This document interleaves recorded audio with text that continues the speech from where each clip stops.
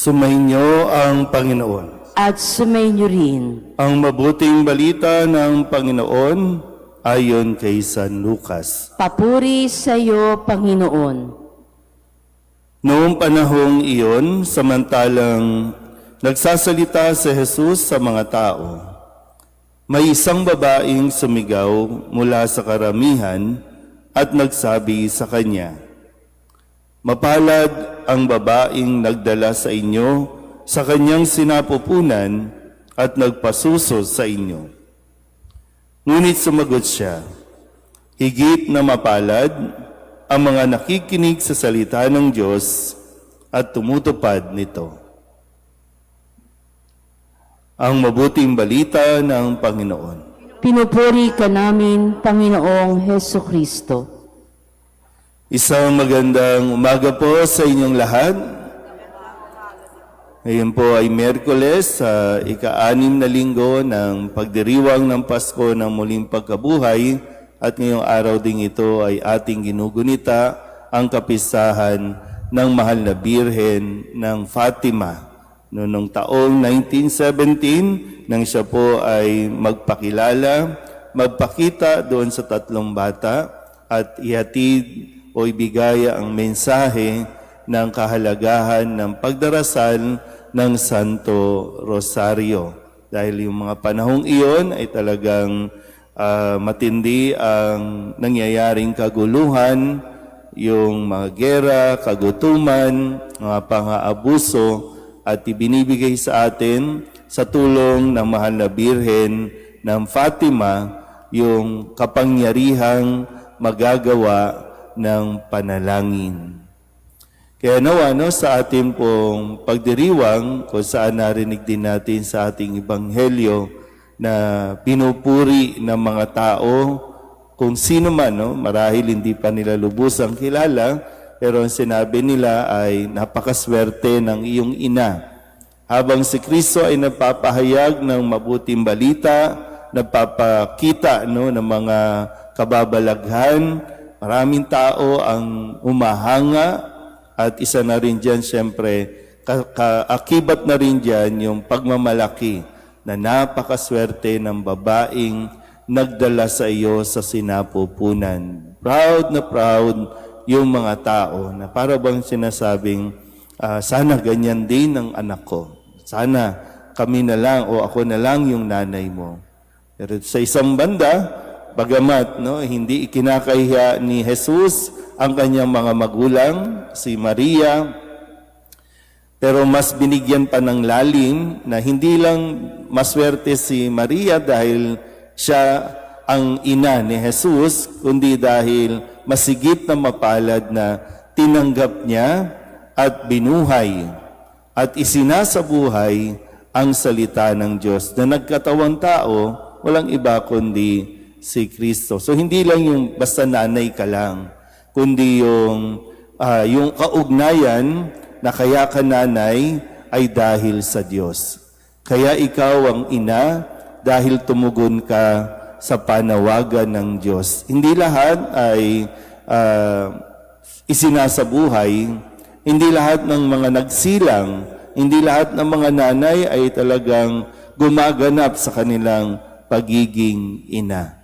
Pero yun, sabi nga, maswerte tayo. Alam mo, kayo po, ano ba ang sabihin nating ipinagmamalaki ninyo sa inyong mga anak? Halimbawa lang kung kayo po, ano ang nasasabi ninyo na ipinagmamalaki ninyo sa mga tao? Matangkad sila? Hindi sila unano? Matangkad, magandang pangangatawan, pogi, maganda, na wow, ang swerte mo naman, yung anak mo, pang beauty queen. Ano pa bang mga ipinagmamalaki ninyo na napatapos ninyo? Napatapos ninyo sa pag-aaral. Ngayon, sila ay mga professional na. At hindi naman po masama yun, kasi talagang kahanga-hanga din naman yun. Pero sabi nga din dito sa ating ebanghelyo, ang isang bagay na pwede niyong ipagmalaki ay kung sila ba ay nagiging mabuting tao? Sila ba ay dahil din sa inyo, no? Halimbawa, dahil sa inyo na kayo ay palasimba, sila ba ay nagsisimba din madalas? Sila ba ay may malalim na pananampalataya at takot sa Diyos? Kasi yun yung maganda at mas mainam na maipagmalaki. Hindi naman ipagyayabang, pero magkakaroon ka rin ng parang pasasalamat din sa Diyos na sa kabila ng mga pinagdaanan, sa kabila ng hirap, ay sila ay nailapit at sila ay napalapit sa Diyos. Anumang status, anumang ang marating nila sa buhay. Sa ngayon, di ko alam kung sa mangyayari sa lipunan natin, kung saan na babalutan ng iba ang moralidad ng mga tao. Ibang-iba ang moralidad na ngayon ay pinagsisigawan ng mga tao, mapakalyaman o mapa sa Senado, mapa Kongreso. May mga nanay ang mga ito. Yung iba nga dyan, nanay na. Pero sila ba ay masasabing mapalad? Sila ba ay karapat-dapat na kainggitan dahil sa kanilang pananamit? Kasi minsan may isip mo rin, ano kayang sinasabi? Minsan na naging issue na natin itong mga mga babies yan? Anong tawag doon? Yung mga anak ng mga nasangkot, ng mga babies, mga anak na mayayaman, na mga gumagastos ng todo-todo. Pero di ba? Ano yan? Hindi, may tawag sila, di ba? Nepo babies, di ba? Nepo babies. Kaya parang pag pinapanood mo din sa balita, itong mga ito na publicly nakikita sa social media, sa TV, aware ba sila at may konsensya pa ba sila na ano ang masasabi ng mga tao sa kanilang mga anak habang ang kanilang mga magulang ay nagbabangayan, mga nasasangkot sa nakawan? Nasasabi ba napakaswerte naman ng mga magulang nito?